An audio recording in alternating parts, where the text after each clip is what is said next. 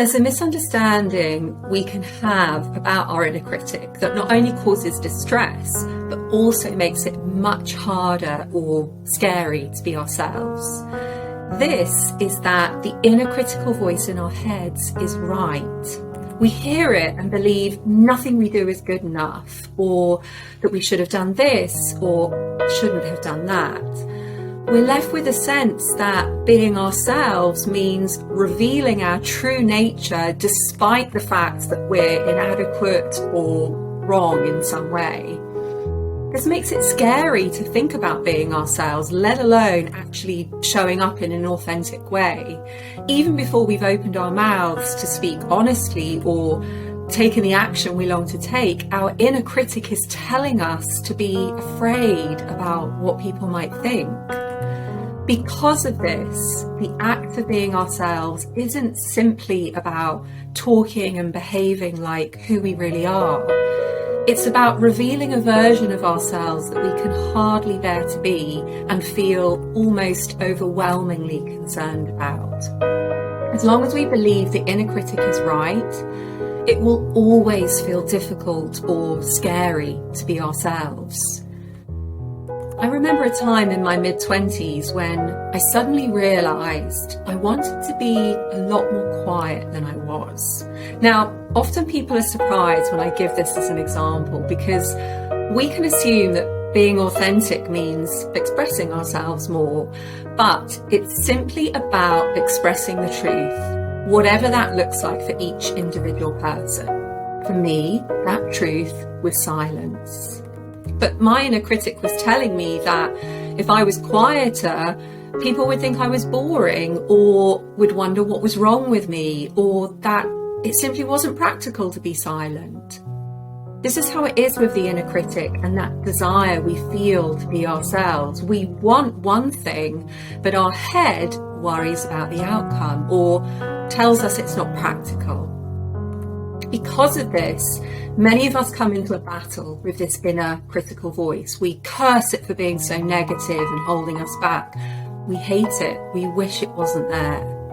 Not only does it feel almost impossible to be ourselves, we have to fight for the privilege to act as we truly are.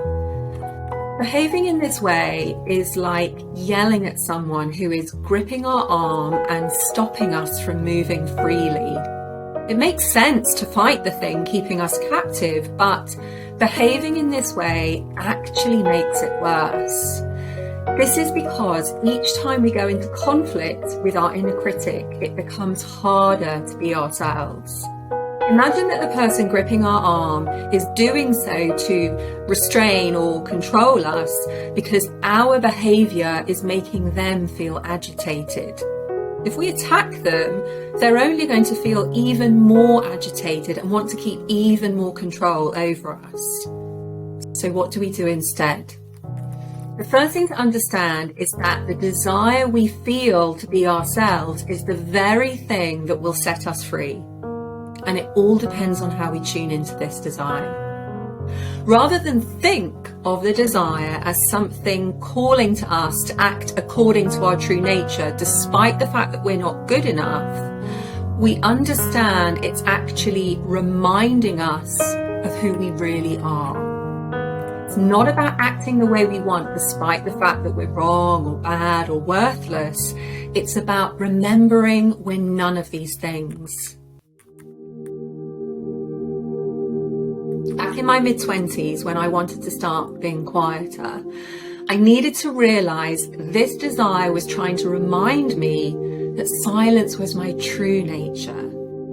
The inner critic was gripping my arm, holding me back, and my desire wanted to help me realise that I was free from the flaws that the inner critic was telling me I had.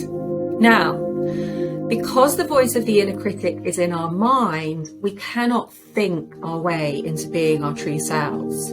Here's where we're back in that place of fighting the voice. In my case, the more I thought, the more I heard the argument that being silent was boring or that it was impractical, people would be concerned. One layer of thought was saying, you really shouldn't do that. And I was trying to tell myself, yes, you should.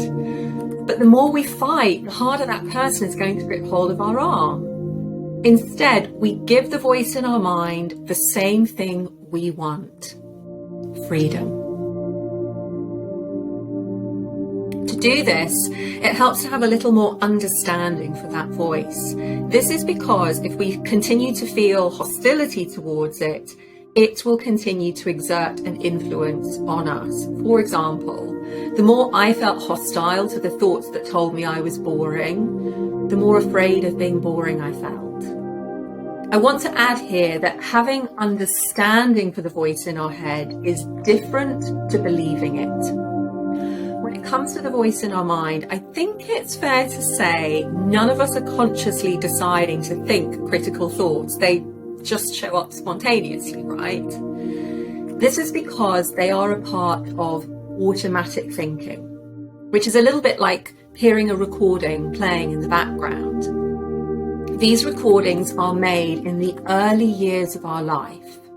Our brain is designed to record things to help us survive in the world.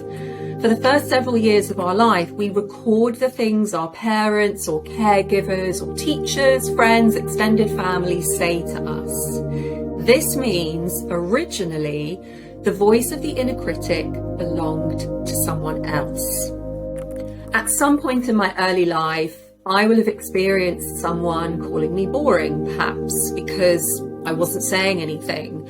Others might have expressed concern in the face of my silence. I may have also been led to believe that being quiet wasn't practical. It doesn't matter that I don't specifically remember any of this happening, although when I imagine these scenarios, it makes sense. I can feel them, or at least I feel the way they close me down. This is why that desire to be ourselves is calling to us. It's reminding us of who we truly are before others expressed their thoughts and opinions to us and we learnt a new version of ourselves. Sometimes we can get in a struggle, wondering which version is real. Have you ever been in a place where you felt so content and calm and happy that nothing bothered you? This is our natural state. Imagine if the inner critic were replaced by the voice of this person. And then there are other days where everyone irritates you. On those days, what's happened is that your inner experience has become agitated or anxious or stressed. Because of how you feel inside, you can't tolerate what's going on outside. You might snap at your partner because their questions are aggravating, or you ignore a co-worker because you can't bear having to speak to them. When we don't know how to deal with the way that we feel inside, it's really common to try to control things going on outside. This means that when we're growing up, if we express an aspect of our true selves to somebody who in the moment is feeling challenged inside, they're going to try to control us. This shifts our perception of the real version of us, i.e., we begin to see it negatively.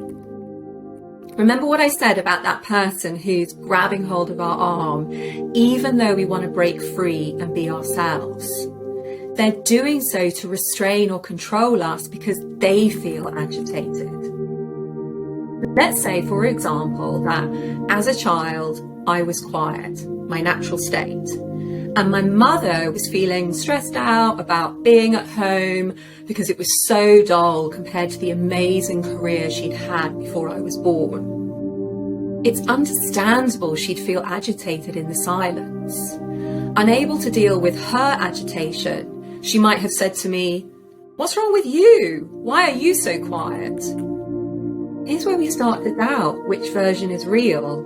We develop a critical voice in our mind, which is a recording of all the things people said to us as a result of their inner agitation, which has nothing to do with our true nature.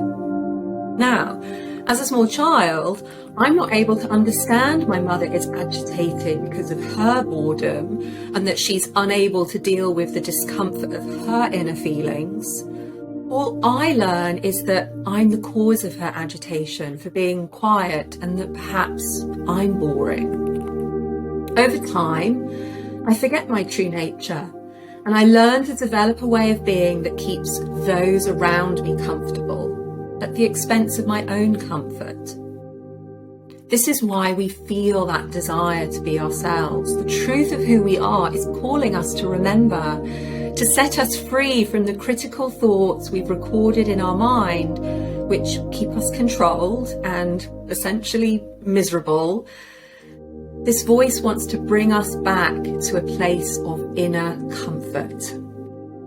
When we understand the inner critic is a recording of someone else who didn't know how to feel better other than to try to control us, we start to unlearn the belief that that voice is true. And this gives us a chance to feel what's real.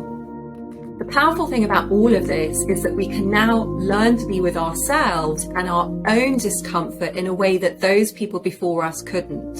This means we can change our relationship with ourselves and also, through that, the relationships we have with others. When we heal ourselves, we heal the world. Now we're hearing the inner critic in our mind, and we know this was someone trying to control us because they felt uncomfortable. It makes sense this voice wants to be free, right? In the moment my mother was agitated, wouldn't she have wanted to be free from her discomfort and pain? Of course. She just didn't know how other than to blame me. In these moments, we want to focus on that desire to be ourselves. This is the key. Remember, it's not about thinking. We don't want to be in our heads persuading ourselves, because all that does is put our attention on our thoughts, which means we'll also hear all of those recordings and get into a battle.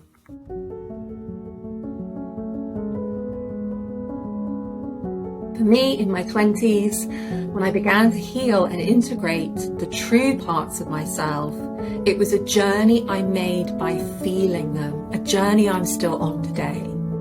This meant I would take time to tune into and sense the desire I felt for silence. When I gave this desire my full attention, it felt really good. It felt like coming home. Here's where we begin to experience ourselves as a comforting, loving return. There's no fear here. There's no concern of not being enough. This is because there's a sense of total rightness. It's impossible to worry when we're really tuned into what that desire is asking for, because we're connected to our soul. When I found myself hearing that spontaneous, automatic voice of the inner critic, rather than feeling hostile towards it, I felt a sense of kindness and love in the way that we would feel towards someone we care about who's suffering. Rather than hear these thoughts and believe them, I knew they were echoes of someone who at some point was in pain and didn't know how to deal with it. In this way, focusing on our desire to be ourselves and practicing being that way, we learn how to overcome pain and suffering, and we find freedom from the inner critic.